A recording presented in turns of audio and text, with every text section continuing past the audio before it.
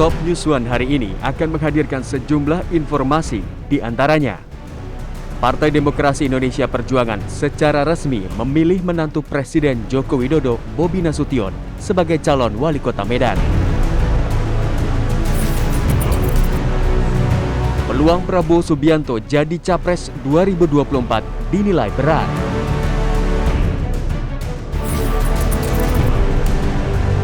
Jangan nunggak bayar BPJS Kesehatan jika ingin dapat bantuan Rp600.000. Inilah Top News One.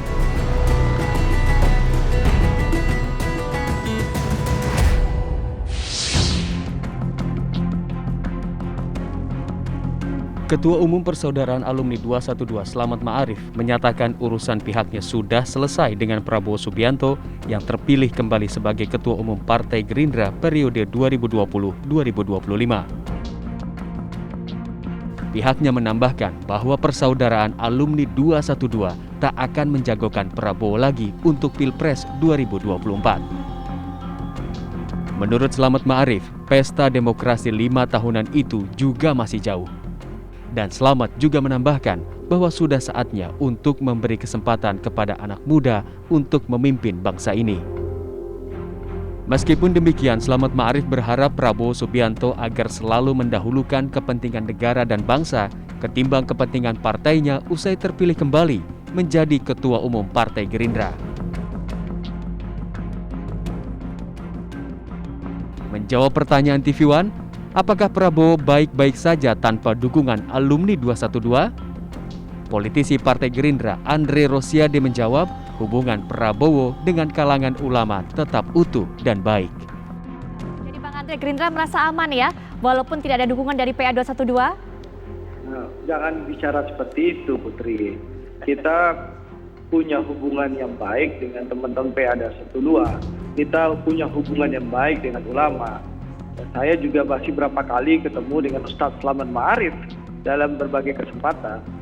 Dan bahkan, Putri, kalau bicara Gerindra tidak pro ulama, tidak membela ulama, Ustadz Slamet Ma'arif punya pengalaman panjang dengan Partai Gerindra. Partai Gerindra salah satu partai yang komit membela ulama. Sementara itu, pengamat politik Adi Prayitno menilai peluang Prabowo untuk terpilih sebagai presiden jika Menhan Kabinet Jokowi itu bersikukuh maju dalam Pilpres tahun 2024 sangat kecil. Ini sebulan sebelum pelantikan Jokowi yang kedua kalinya, saya sempat rilis survei tanggal 18 September menanyakan kira-kira kepada masyarakat secara umum bahwa hampir 60% memang tidak setuju Prabowo menjadi bagian dari koalisi Pak Jokowi. Ketika diiris yang 60% itu adalah mayoritas pendukung Prabowo, terutama dari kalangan PKS dan 212. Jadi kalau hari ini disebut oleh Mas Yunarto ada tren elektabilitas Prabowo itu menurun, itu wajar. Karena ada pasar politiknya, captive market yang selama ini menjadi trendsetter dan pendorong Prabowo, secara perlahan angkat kaki. Kalau bahasa TV One, ini putus cinta. PA212 patut kecewa karena dalam banyak hal selain menjadi corong Prabowo, seringkali di berbagai event selalu disalahkan. Bahkan dianggap sebagai penumpang gelap ketika Prabowo sudah mau menjadi bagian dari koalisi Pak Jokowi. PKS juga layak untuk kecewa misalnya soal posisi Wagub di DKI dan hal-hal lain. Ini yang kemudian membuat sekalipun elektabilitas Prabowo di atas Ganjar, di atas Anies, tapi tren penurunan dalam logika survei itu sebenarnya ancaman bagi Prabowo kalau tetap ingin maju di 2024. Memang waktu yang akan menjawab, apakah Prabowo Subianto akan kembali maju dalam pemilihan presiden dan kelak mendapat kepercayaan untuk menjadi orang nomor 1 di tanah air?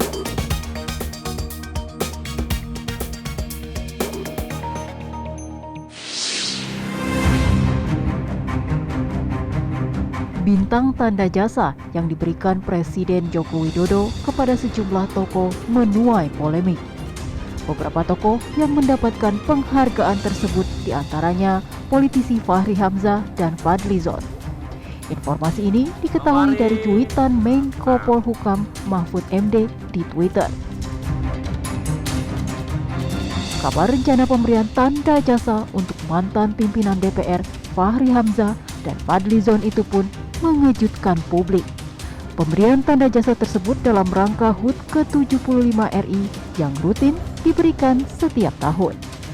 Fahri Hamzah dan Fadlizon akan mendapat bintang Mahaputra Nararya, yakni tanda kehormatan yang diberikan kepada seseorang atas dharma bakti dan kesetiaan yang luar biasa terhadap bangsa dan negara.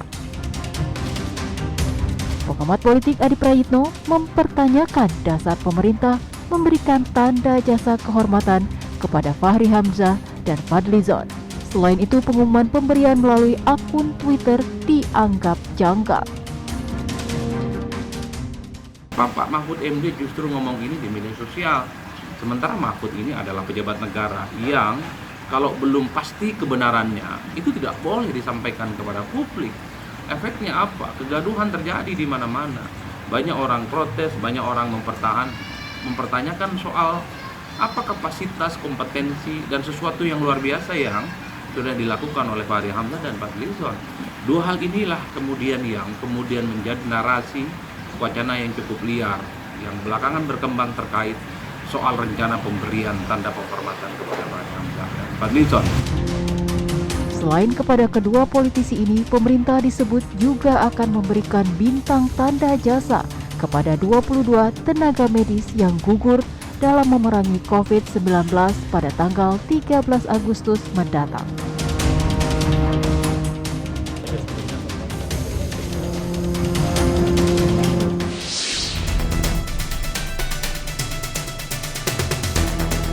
Pemerintah berencana untuk memberikan bantuan kepada pekerja non-PNS dan BUMN yang memiliki penghasilan di bawah 5 juta rupiah per bulan. Bantuan untuk 13,8 juta pekerja ini diberikan sebagai stimulus untuk menjaga pertumbuhan ekonomi nasional yang terganggu akibat pandemi virus corona. Bantuan yang diberikan sebesar Rp600.000 per bulan dengan sejumlah syarat yang harus dipenuhi oleh pekerja, yaitu telah terdaftar dalam Badan Penyelenggara Jaminan Sosial BPJS Ketenagakerjaan dan tercatat membayar iuran di bawah Rp150.000 per bulan.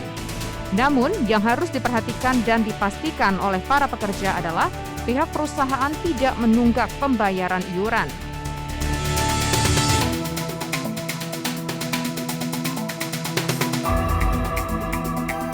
Kementerian yang akan membayarkan itu tentu akan meminta kita data, kira-kira berapa sih jumlah peserta kita yang memang memiliki income di bawah 5 juta. Kan gitu, itu satu. Terus yang kedua, nanti kita lihat mana yang aktif membayar, mana yang tidak aktif membayar, kan gitu juga. Tentu ini pasti targetnya itu pasti ditujukan kepada yang aktif. Jadi saran saya kepada teman-teman pekerja ini, pastikan perusahaan Anda itu membayarkan iurannya. Jangan sampai Anda dianggap tidak aktif.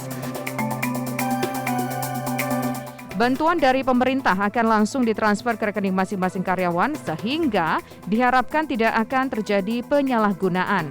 Bantuan ini dibayarkan 2 kali, yakni setiap 2 bulan sekali.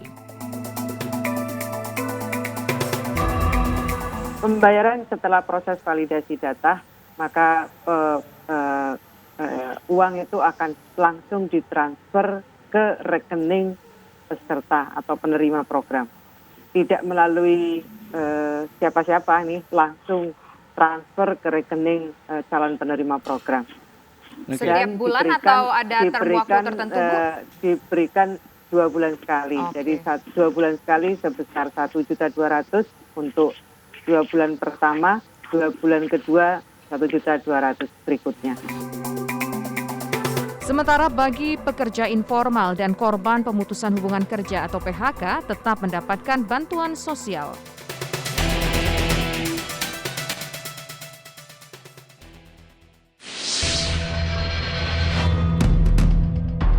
Dewan Pimpinan Pusat PDI Perjuangan mengumumkan 75 pasangan calon kepala daerah yang akan dicalonkan pada Pilkada Serentak 2020.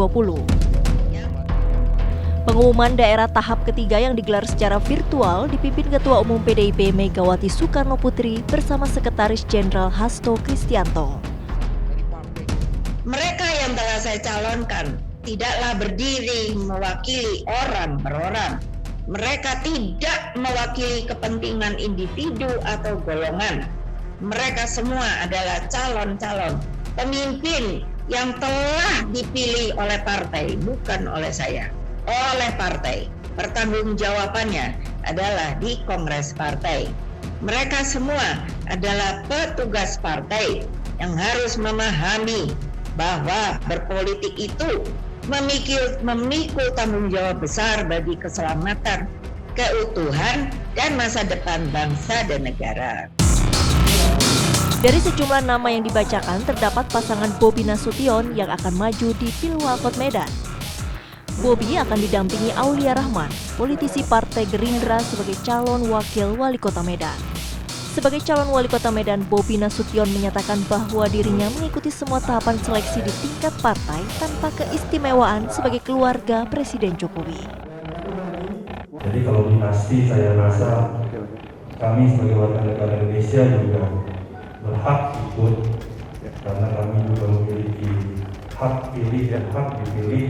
Jadi saya rasa itu suatu kewajaran bagi saya putra Kota Medan, ingin membangun Kota Medan. Dan menjawab pertanyaan kedua tadi disampaikan dengan tidak dari Ibu Ketua Umum tadi juga, saya rasa itu juga menjadi satu landasan bagi saya bagaimana menyatukan intelektual yang ada di pikiran dan nurani yang ada di hati untuk membangun Kota Medan.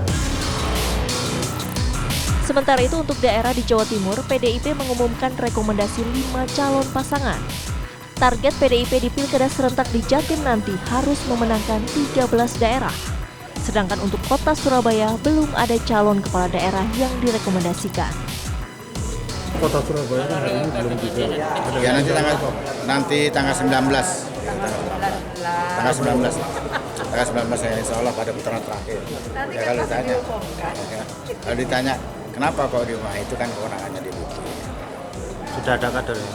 Tapi namanya kader sudah yang muncul. Kader yang usulan kita dari DPD sudah lama ya. Tapi terus kemudian juga ya pasti masih ada pertimbangan A dan B di DPD saja ya untuk menerbitkannya. Wakil Sekjen Bidang Pemerintahan. Pengumuman ini merupakan gelombang ketiga setelah pada 19 Februari dan 17 Juli.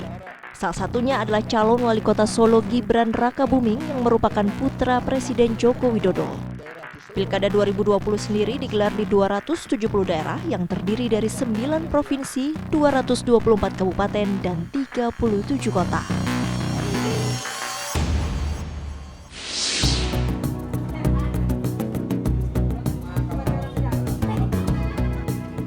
Harga emas yang meroket hingga menembus Rp1 juta per gram membuat penjual emas di Pasar Induk Rau Kota Serang, Banten merugi 40 hingga 50%. Kerugian itu dipicu sepinya pembeli emas dan justru semakin banyak yang menjual emas. Harga emas saat ini mencapai Rp1.023.000 per gramnya untuk emas antam. Sementara emas 24 karat mencapai Rp940.000 per gramnya. Jadi sekarang sepi, udah dari 1-2 atau 3 bulan sekarang sepi banget. Berapa persen penurunan omset? Bahkan nyampe angka 40 atau 50% kebagi dua. Berarti kondisi toko saat ini masih sepi ya? Ya begini-begini aja. Di Kabupaten Toba, Sumatera Utara, transaksi emas meningkat seiring banyaknya warga yang datang untuk menjual emas. Mereka memanfaatkan naiknya harga emas di masa pandemi COVID-19 ini. Akibatnya, para pengusaha toko emas kini lebih banyak menampung emas dari pelanggan dibandingkan dengan penjualan.